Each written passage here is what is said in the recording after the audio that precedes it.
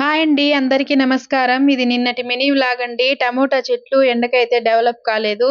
అందుకోసం టానికు, సల్పెంటో అయితే వదిలాము.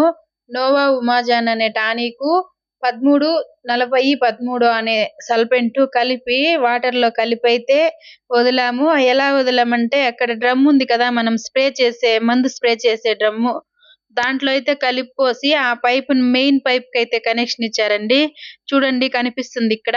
అట్లా మనం కలుపుకున్న మందులన్నీ దాంట్లో పోస్తా ఉంటే తోటంతా స్ప్రెడ్ అయితుందండి.